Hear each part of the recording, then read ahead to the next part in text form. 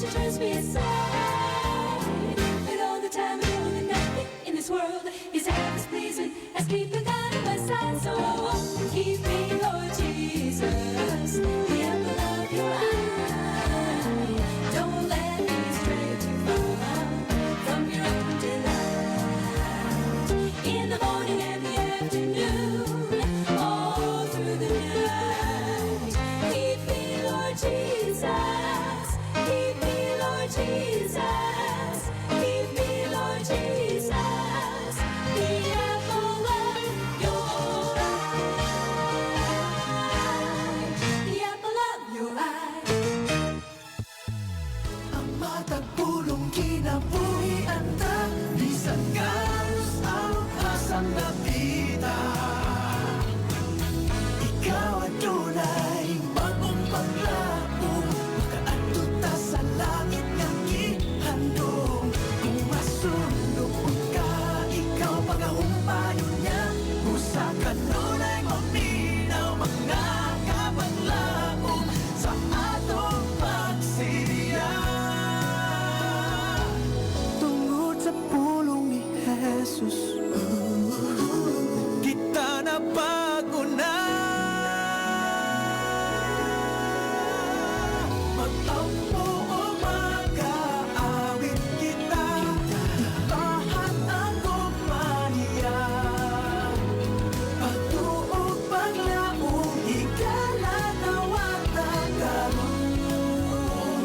Kini ang atong Hope Radio.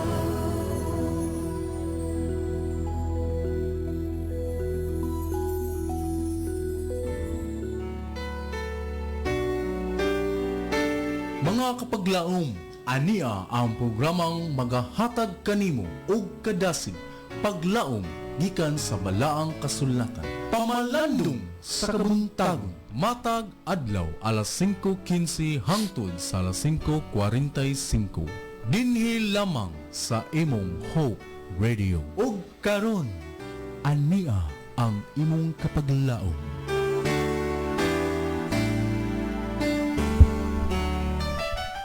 Dalaygon ka Ginoo, Dios ka namong amahan nga naka sa langit. Tagiyas tanang butang ning kalibutan ug ingon man sa tanang kinabuhi nga nagalihok ibabaw sa yuta ug iha sa langit. Maayong buntag Toledo, maayong buntag Pilipinas ug maayong buntag tibuok kalibutan. Aniya nasab kita nining taknaas kabuntagon. Ako sa kapaglaom naning mga dumala na sab sa ato nga naandan nga tulumanon pamalandong sa kabuntagon o akong gi-abi-abi ang tanan o giawhag manghinaot ako nga ana kamo sa maayong kahimtang sa inyo karon nga naimutangan kung naminaw kamo og nagtan-aw sa ato nga programa nining buntaga. Ako magaingon kaninyo nga ang Ginoo ang Dios magapanalangin kanini atong saluan karong buntaga ang pagtuon og mga matahom nga mga pulong nga diin atong gamiton sa atong taksa ka mga kaugalingon sa dili pa kita mo adto sa atong nagkalain-lain nga mga obligasyon karong mga adlaw. Ana kita kanunay mag atong unahon ang Ginoo. So karong adlaw pitsa 1 karon sa Mayo, Labor Day karon o dali kayo ang panahon nga midagan.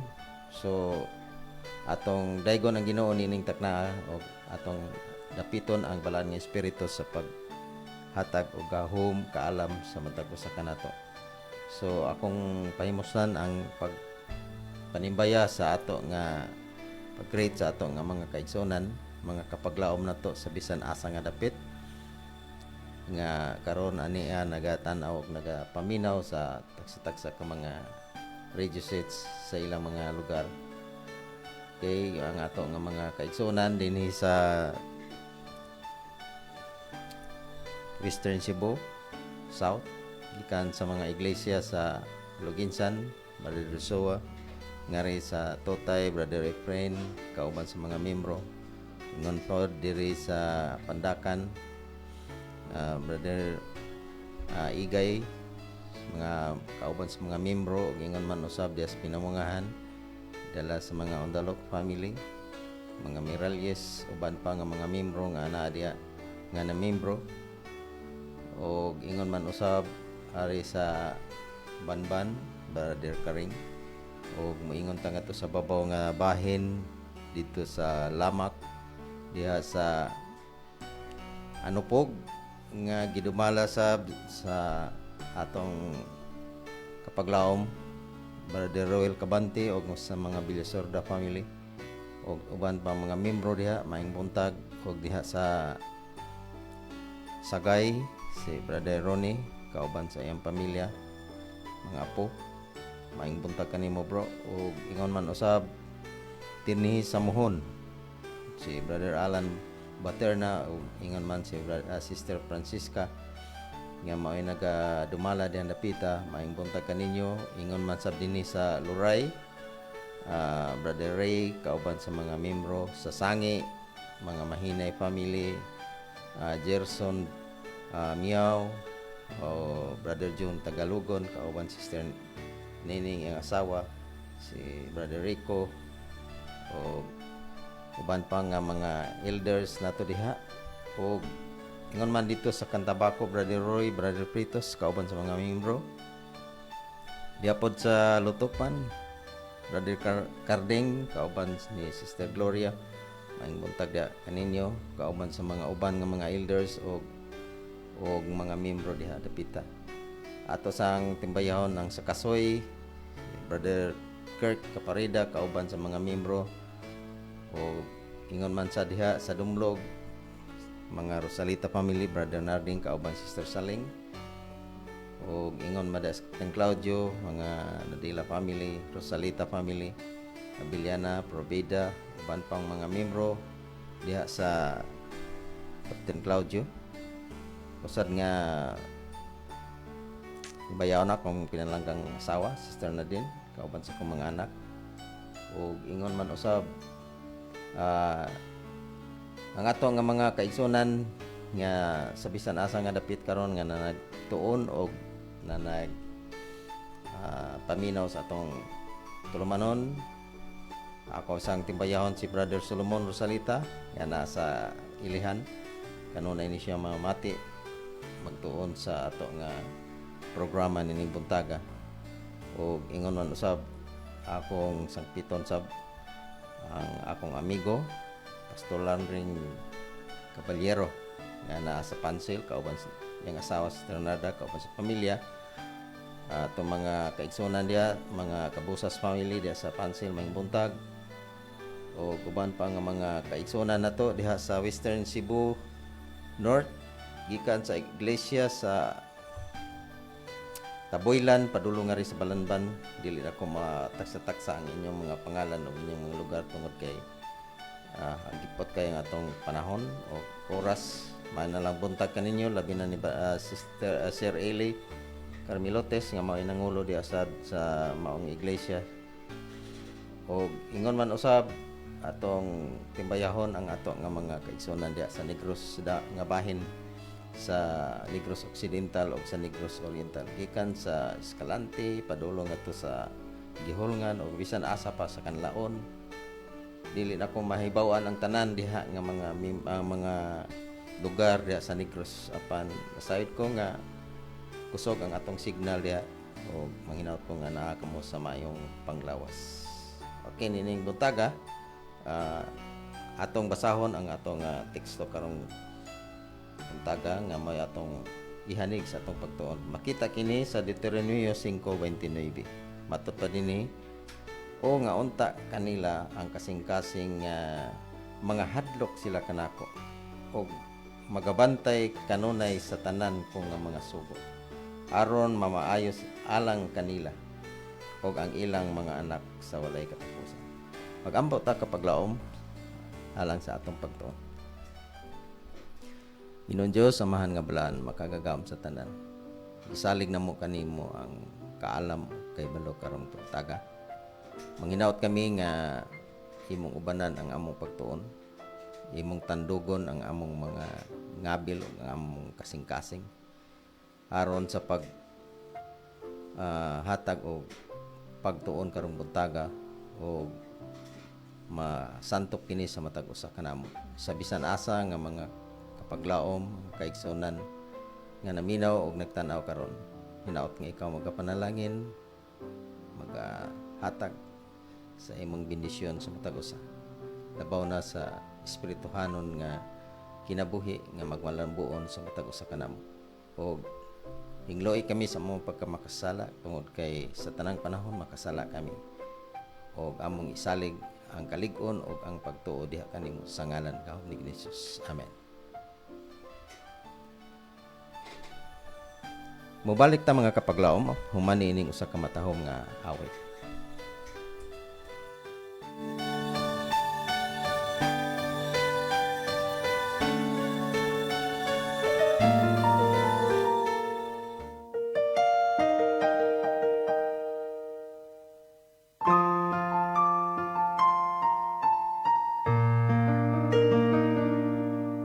Your heart is in your hand.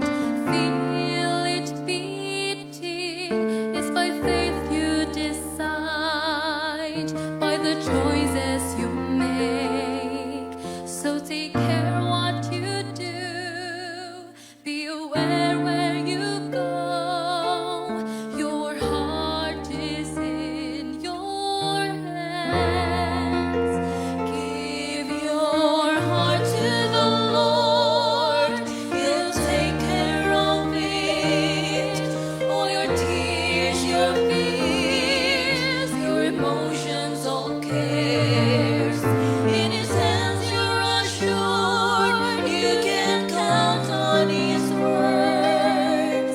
Trust your heart to the Lord.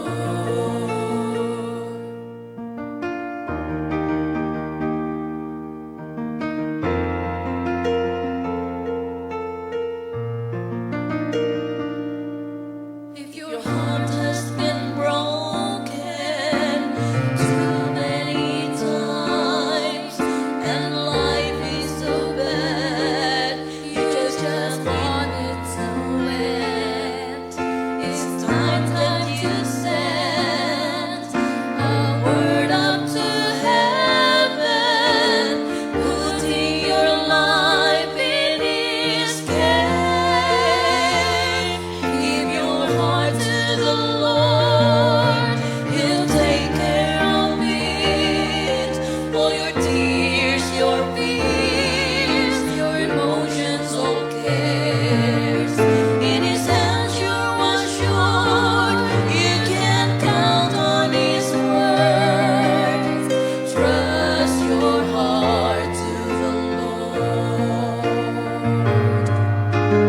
God is the answer, He's all that you need.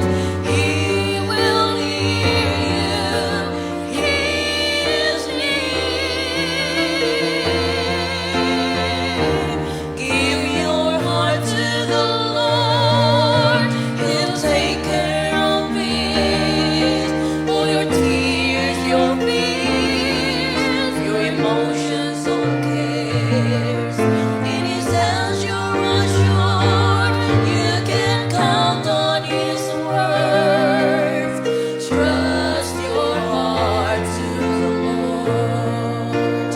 Give your heart to the Lord. He'll take care of it. All your tears, your fears, your emotions, all cares. In His hands you're assured. You can count on His word. Trust your heart to the Lord. Trust your heart to the Lord.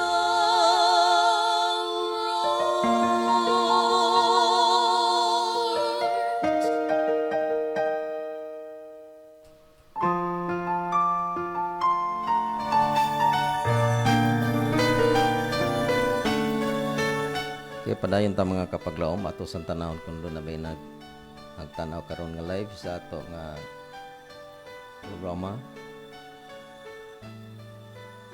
Niya dinhi si Pi Bakalyan. Good morning kanimo pagkapaglaom. Okay, wala pasarap ay nagtanaw karon. So, padayon ta mga kapaglaom atong ang topic karon atong buntaga. Nagingon dinhi ang pag-angkon sa langit nun amahan. So mo kini ang topic karon nga atong pagatunan ang pag-angkon sa langit ng amahan. Sumala sa teksto nga atong gibasa kaganiha mga kapaglaom diha sa Deuteronomio 5:29 nga nagaingon o nga unta kanila ang kasing-kasing nga mga hadlok sila kanako o magbantay kanunay sa tanan ko nga mga sugo aron mamaayo alang kanila o sa ilang mga anak sa walay katapusan. So naghisgot ini o kahadlok mga kapaglaom. So ato nang nasaysay kaniadto nga kining pagkahadlok sa Dios dili kini kahadlok nga dili ka moduol kay na lisang ka o dili ka muduol tungod kay nagkurog ka apan ang kahadlok mga kapaglaom nagpasabot ni usa ka pagtahod usa ka pasidungog ngadto sa usa ka halangdon nga butang nga imong sa kahalangdong tao o sa ka halangdong binuhat nga diin imong gitahod o tungod sa imong pagtahod mao ni ang imong gi hunahuna nga ikaw nagasunod kaniya matud pa ni nagabantay sa sugo o mamaayo ang ilang mga kahimtang lakip na ang iyang tibok pamilya manigingon dinhi mga kapaglaom. So matud pa dinhi ato kining gikutlo ang atong pagtuon karong buntaga. Makita dinhi sa sinulat gihapon ni sa usa ka magsusulat niya giila nga usa ka manalagna o magtatambag sa Iglesia Adventista del Séptimo Día sa Ellen G. White. Nagingon pa siya dinhi, nagingon siya sa iyang sinulat mga kapaglaom. Nagbarog ang Dios alang sa iyang katawhan ingon sa relasyon sa usa ka amahan. Mani ang pag-ila sa amahan Dios nato nga nasa langit nga sama kita sa iyang mga katawhan nga nakigrelasyon ngadto kaniya ingon nga usa ka amahan. Ingon pagidini og siya miingon og siya ingon sa pag-angkon sa usa ka amahan sa atong matinumanong pag-alagad. Okay. Hunahuna ang kinabuhi ni Kristo ang iyang anak. Nagbarog sa uluhan sa katawhan. So mao kini ang papel o mao kini ang katungdanan sa usa ka anak nga mao si Ginoong Hesus. Siya ang uluhan, head. Siya ang uluhan sa katawhan. Nag-alagad sa iyang amahan. Okay. Siya ang sulundan kung unsay buhaton sa usa ka anak. So kita mosunod sa atong amahan nga langiton nga nasa langit mga kapaglaom. Si Ginoong Hesus maoy atong sulundan. Ang pag-alagad ni Ginoong Hesus ingon nga anak nagsunod sa iyang amahan. Ang pagtuman ni Kristo gisugo sa Dios sa mga tao karon. Lakip na mga kapaglaom ang pagtuman, no? Gani si Ginoong Hesus nga usa ka Dios nga mianis kalibutan nga gisagop ang usa ka tawhanon nga kahimtang aron nga sa iyang pagsunod sa kabubuton sa iyang amahan makita kini sa mga tao labi na gayud sa mga tao nga kaniadto iyang mga tinunan mga apostoles, ug ingon man sa atong kapanahonan karon nga ato kining ginaaninaw ug ato kining gisunod tungod sa atong kasayuran sa atong pagbasa sa balaang pulong nga maong Biblia. So si Ginoong Hesus matud pa dinhi nag-alagad sa iyang amahan. Siya ang sulundan. Yang ingon ang usa ka magsusulat mga kapaglaom nga usa ka buhaton sa usa ka anak. Ang pagtuman ni Kristo sa Dios sa mga tao karon nag-alagad siya sa iyang amahan diha sa gugma. So dili ang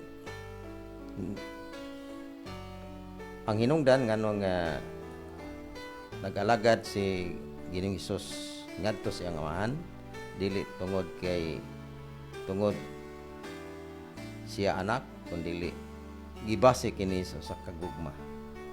Usa ka gugma tali samahan og sa anak nga mao'y nakahatag og pagtuman sa maong iyang pag-alagad ngadto kaniya sa iyang kabubuton o kagawasan. So sa iyang kabubuton o inguman sa iyang kagawasan kon freedom tungod kay ang gugma mga kapaglaom gibase kini sa atong pagpili pinagi sa atong freedom kon kagawasan nato. Nagkakalipay ako sa pagbuhat sa imong kabubuton, O Diyos. Matud pa ni sa atong mabasa diha sa Salmo 40 bersikulo 8, oo ang imong kasuguan aniya sa sulod sa akong kasing-kasing. Matud pa dinhi wala isipan ni Kristo ang pag-antos nga dako ra kaayo, walay bulaton nga lisod kaayo aron iyang mahuman ang bulaton nga iyang gianhi nga bulaton. So tungod sa iyang sa gugma, tungod sa pagsunod o pagtuman nga gibase sa gugma ang mga kapaglaom, bisag unsa kalisod ang giagian ni Ginoong Hesus, wala kini niya baliha, no? Mao kini usab ang usa ka sulundan alang sa atong kahimtang nga ingon tawo nga kung mosunod kita nga mao atong paangkon kita sa atong langitnong amahan ngingon nga iyang karelasyon, iyang kaugalingon mga katawhan nga mahimo siyang atong amahan diha sa langit. Itong padayonon mga kapaglaom ningon dinhi matud pa niya nga wala isipan ni Kristo ang pag-antos nga dako ra kaayo, walay bulaton nga lisod kaayo alang kini sa iyang hunahuna bisan pa nag-agi siya og bugat kaayo nga mga pag-antos dinhi sa kalibutan aron iyang mahuman ang bulaton nga iyang gianhian nga buhaton. Bisan pa gani si Ginoong Hesus nga gikan sa iyang pagkatao o hangtod nga niabot ang usa ka pangidaron nga 12 anyos siya. Matod ba imong mabasa diha sa Lucas 2:49, matod pa niya wala ba di ay kamo may balo nga kinahanglan anhi gayud ako sa balay sa akong amahan. So imo kining pamalandongon mga kapaglaom nga kining punto. Si Ginoong Hesus kanunay nga tuwa sa simbahan, ang iyang kinabuhi, ang iyang hunahuna, ang iyang pagrelasyon kanunay nga to sa amahan. Wala lang gani siya manambali nga ang iyang kaakuhan ngadto sa iyang ginikanan nga tawhanong ginikanan mao si Maria og si Joseph. Pan iyang girelasyon ang iyang amahan sa kanunay dito, sa kanunay siya sa balay nga simbahan mga kapaglaw. Iyang nadungog ang tawag o gibuhat niya ang buluhaton. So kanunay siyang naminaw o kanunay siya nag-contact sa iyang amahan dito sa langit. Yan nadungog ang mga tawag nga gibuhat niya nga buloto. Ang akong pagkaon matud pa niya may mabasa sa Juan 4:34 sa gingon diya. Ang akong pagkaon mao ang pagbuhat sa kabubuton sa nagpadala kanako ug ang pagtuman sa ipabuhat niya. So maiyang kaakuhan, maiyang gugma, maiyang kabubuton nahimo niyang pagkaon mga kapagaw. Dili ni siya pagkaon nga literal. Dili sama kini sa usa ka naandan sa atong kinabuhi.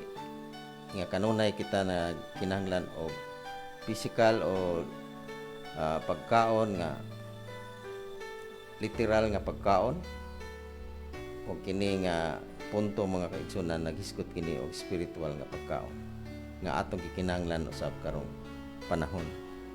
So kanunay tang mobasa sa pulong sa Dios nga mao ang espirituhanon nga kalanon sa atong kinabuhi sama sa gibuhat ni Hesus sa pagkaon nga mao ang pagbuhat sa kabubuton sa nagpadala kaniya.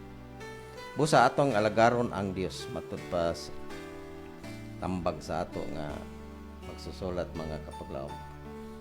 Atong alagaron ang Dios. Siya mag-alagad lamang kinsa nagabuhat ngadto sa labing taas nga sulundan sa pagtuman. So kung atong alagaron ang Dios mga kapaglaom, matud pa nini maangko nato ang atong langitnon nga amahan nga siya mag-alagad lamang kinsan magabuhat ngadto sa labing taas nga sulundan sa pagtuman.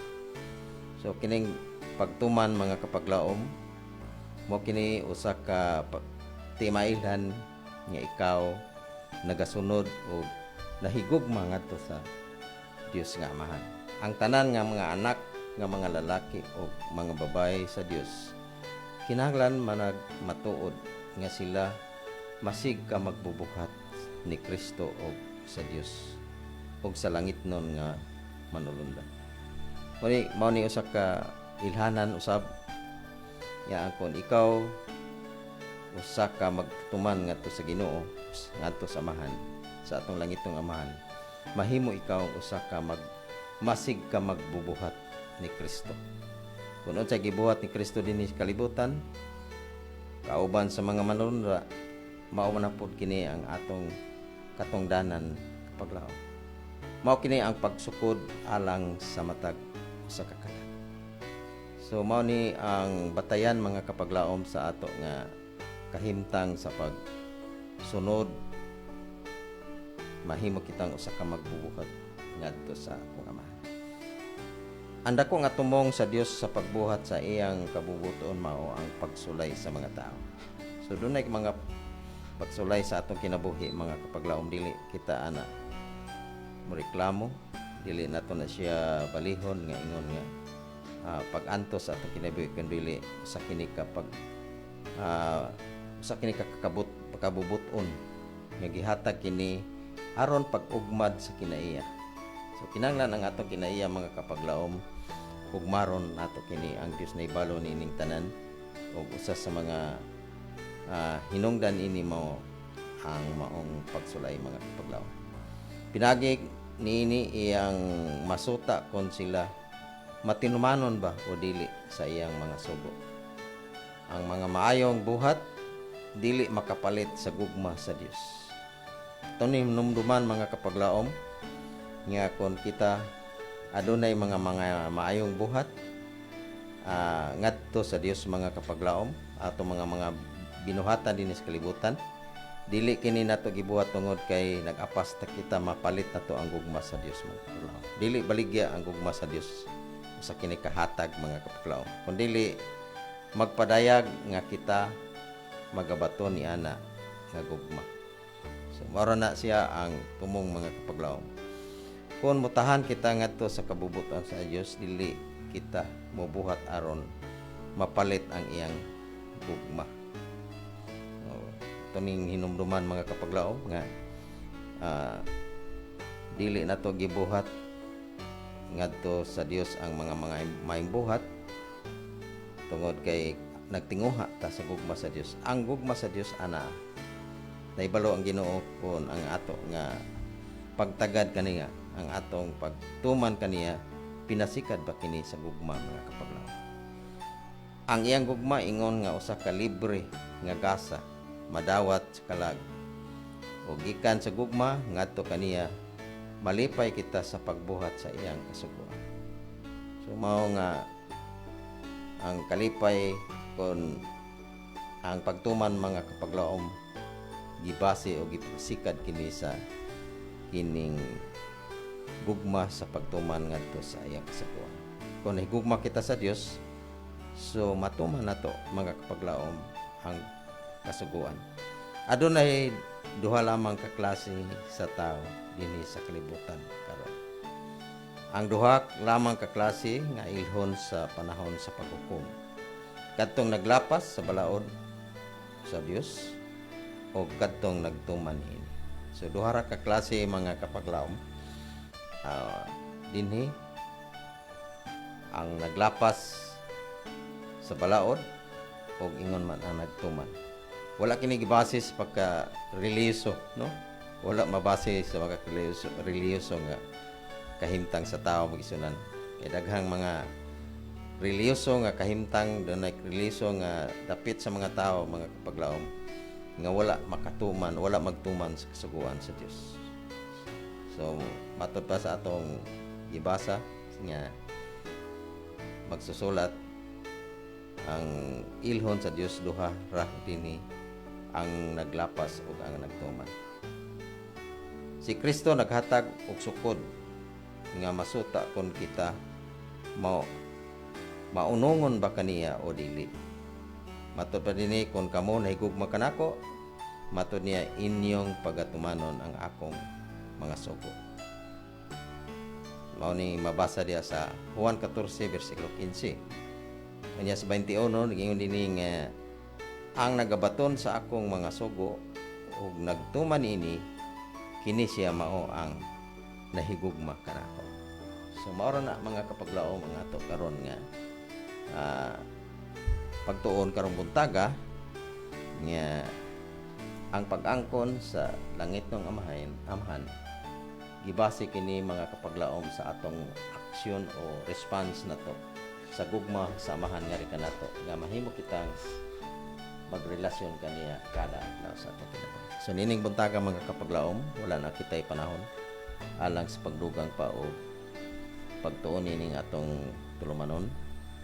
Ato na lang pasalamatan ang Ginoo sa paghatag og higayon kanato karong adlaw nga nakahimo kita sa pamalandong sa atong painabuhi karong buntaga alang sa atong pag handom og pagduol sa Dios ining buntaga.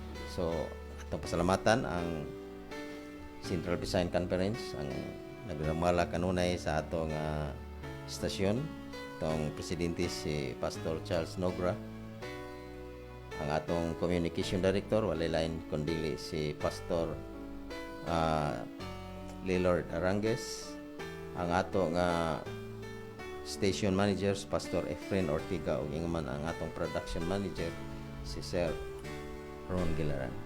O ining taknaa mga kapaglaom atong tapuson ang atong pagtuon pinagi sa atong pagampo. Amahan nga balaan makagagawom sa tanan, isalig namo kanimo ang mga pulong mahimo unta katong Ginoo nga usa ka gabayan sa among pag-alagad o pagtuo diha kanimo. Ug sa matag adlaw among relasyon ang among kinabuhi diha kanimo Amahan. Panalangin ni ang mga katawhan nga karon naminaw o nagtuon sa imong mga pulong. O among isalig ang tanan diha kanimo karong adlaw uban sa paglaom nga ang Espiritu Santo makigduyog kanamo karong adlaw sa among mga pulaton. Maghatag kadasig kalipay taliwala kung unsa man ang mga problema sa among kinabuhi. Amo kining gisalig gitugyan kanimo sa ngalan gahom ni Jesus. Amen.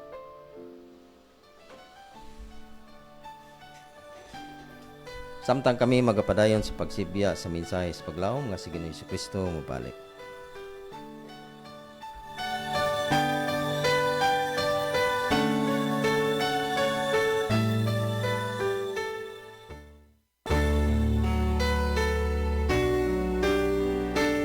Mga kapaglaom, imong nadunggan ang pamalandong sa kamuntagon dinhi lamang sa imong Hope Radio.